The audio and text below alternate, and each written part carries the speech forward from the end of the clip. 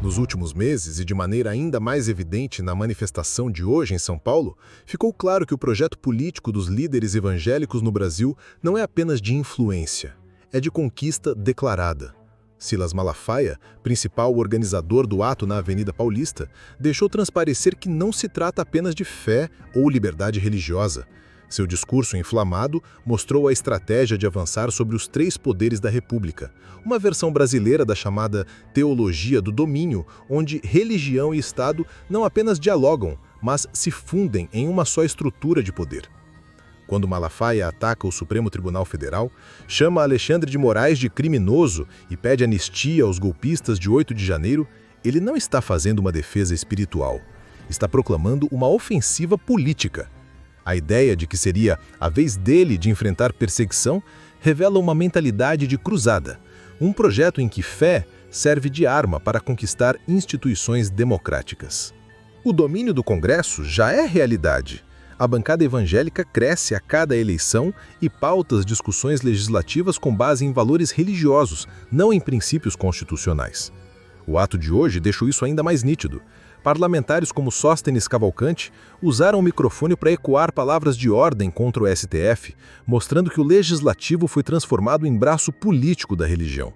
As mesmas vozes que deveriam legislar para todos os brasileiros falam abertamente em nome de Deus, exigindo medidas como anistia a criminosos políticos e alinhando o Congresso a uma pauta de guerra espiritual. No Executivo, a estratégia também é transparente. Michele Bolsonaro, em discurso emocionado, exaltou o marido como o maior líder da direita, apresentado como escolhido por Deus para enfrentar o sistema. A narrativa messiânica reaparece. Bolsonaro não é apenas um político, mas um ungido, um mártir, alguém que daria tudo para estar ali, mas hoje está humilhado por ter enfrentado o sistema por amor ao povo. Esse tipo de discurso reforça que, para eles, conquistar a presidência não é apenas uma vitória eleitoral, é uma missão divina. E não foi apenas Michele quem alimentou essa fusão entre fé e política. O próprio Jair Bolsonaro, durante um evento no Palácio do Planalto, deixou claro o desprezo pelo princípio da laicidade quando afirmou: para quem é evangélico e cristão, a Constituição é a Bíblia. Essa frase, dita em meio à indicação de André Mendonça ao STF, é a síntese de todo o projeto de poder. A Constituição é vista como obstáculo, a Bíblia como solução. Não se trata mais de laicidade, mas de substituição. É o desprezo declarado pelo Estado de Direito, transformando fé em norma jurídica. O Judiciário, o último dos três poderes ainda não dominado, é apontado como inimigo. Todos os discursos do evento de hoje convergiram para a mesma pauta: atacar o STF, demonizar Alexandre de Moraes, pedir sua saída e até compará-lo a ditadores. O próprio Malafaia disse que as práticas da Polícia Federal lembravam a Gestapo nazista, evidenciando a retórica de perseguição que prepara o terreno para justificar a substituição de ministros por nomes alinhados à fé evangélica. Esse discurso leva a um retrocesso civilizatório. Em vez de discutir políticas públicas baseadas em ciência, economia e justiça social, o debate se reduz a dogmas religiosos. Quando líderes evangélicos falam em ditadura judicial, eles não estão defendendo liberdade. Estão tentando impor a ditadura da fé sobre o Estado. O que antes era conquista histórica, a laicidade, a liberdade de culto, a pluralidade religiosa, torna-se alvo de ataque, tratado como inimigo de um povo que, supostamente, deveria ser governado pelas Escrituras. Mas enquanto gritam contra a perseguição, esses líderes religiosos acumulam escândalos. Envolvimento com enriquecimento ilícito, denúncias de abuso, manipulação de fiéis e acordos escusos com políticos são ignorados por aqueles que agora posam de defensores da moral. É a hipocrisia de quem condena a corrupção, mas negocia favores no Congresso, de quem fala em liberdade, mas quer calar jornalistas, artistas e até outros credos. O ato de hoje mostra esse paradoxo. Líderes religiosos se apresentando como vítimas perseguidas, enquanto comandam palanques gigantescos com apoio financeiro, político e midiático. Exemplos internacionais nos mostram para onde esse caminho leva. Países onde o fundamentalismo religioso tomou conta da política mergulharam em atraso e violência.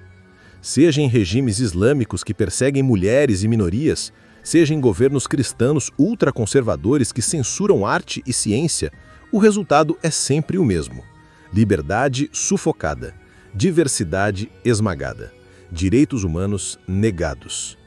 O Brasil, ao flertar com essa mistura explosiva de fé e poder, corre o risco de seguir a mesma rota. E ainda há a contradição gritante de transformar a Bíblia em Constituição. O livro sagrado contém leis de uma sociedade tribal de milhares de anos atrás, que fala em apedrejamento, submissão de mulheres e até legitima a escravidão. Ignorar a Constituição para seguir regras assim não é apenas absurdo, é perigoso. Quem decide quais trechos seriam seguidos? Quem garante que o resultado não seria um Estado repressivo, violento e anacrônico? As minorias seriam as primeiras vítimas. O discurso religioso que dominou a manifestação não deixou dúvidas. As mulheres seriam reduzidas a papéis tradicionais. A comunidade LGBTQIA+, continuaria sendo demonizada. Religiões de matriz africana seriam perseguidas. Até mesmo católicos perderiam espaço diante da hegemonia evangélica. É o risco de transformar uma nação plural em território exclusivo de uma fé dominante. Tudo isso é possível porque a fé é manipulada como ferramenta de poder. No ato de hoje, vimos orações usadas como discurso político, referências bíblicas transformadas em armas contra ministros do Supremo, líderes apresentando suas causas partidárias como mandamentos divinos. O que deveria ser expressão espiritual íntima se tornou máquina de propaganda eleitoral, explorando a crença sincera de milhões para consolidar um projeto de poder. O risco é claro: caminhar para uma teocracia.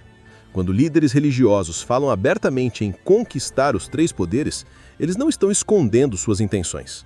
É um projeto de domínio total, em que a Bíblia substitui a Constituição, o púlpito substitui o parlamento e o sermão substitui a jurisprudência. Esse não é o futuro de uma democracia, é o prenúncio de uma ditadura religiosa.